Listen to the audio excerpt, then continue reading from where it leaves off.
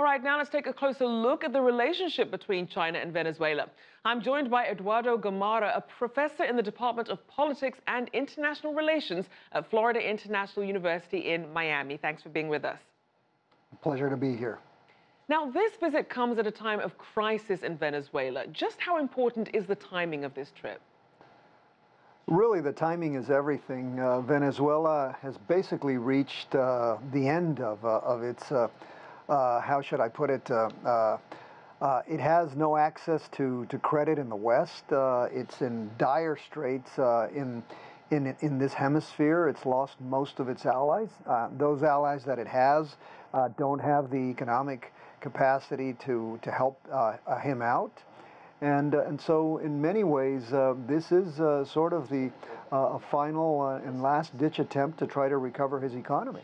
Now, this is Maduro's 10th visit to China. How does this one differ from earlier visits, especially as the country is in its 5th year of recession? Well, I think earlier visits reflected something quite different. They reflected a time in which basically the Venezuelans wanted to establish closer relations with China, and where they were looking primarily at strategic alliances in the context of their own strategic plan away from the United States as a hegemon in the region. Today, it's really more of an attempt at trying to find somebody to rescue them from a million% inflation, from a crisis of historic proportions, and a political situation which is also untenable. So talk about the bilateral deals that were made during this visit and how they impact both Venezuela and China. Well, for example, one of the things that Venezuela has not done in the nearly 20 years under the Bolivarian regime of Chavez and Maduro is really to invest heavily in infrastructure.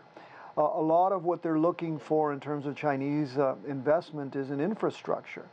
But also, and probably more critically, one of the things that's really striking about Venezuela is the fact that its oil industry has collapsed.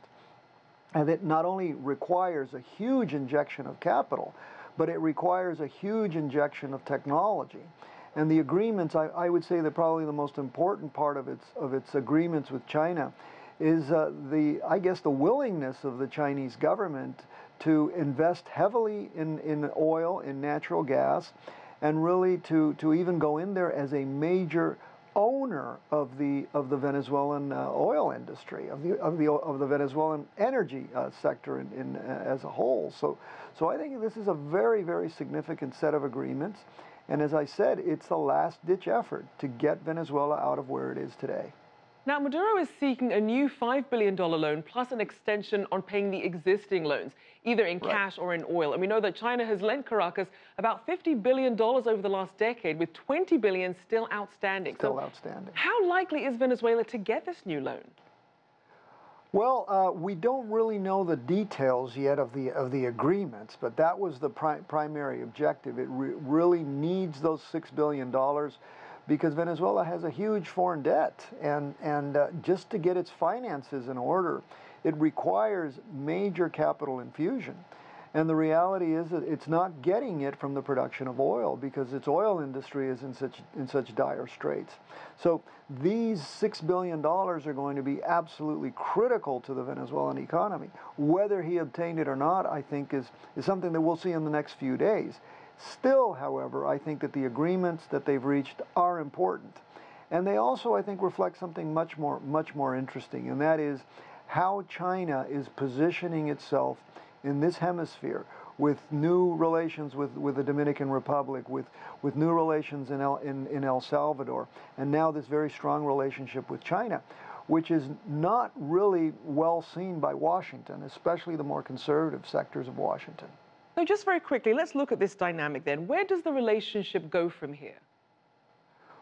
Well, it's a very good question. And simply put, I think China is going to demand a little bit more fiscal austerity from the Venezuelan government. It's going to require some sound economic management. And I think Venezuela is going to find that the Chinese are not going to be any different than any Western bank or any Western lending agency, that the Chinese are going to want a good, sound fiscal management of the money that it gives.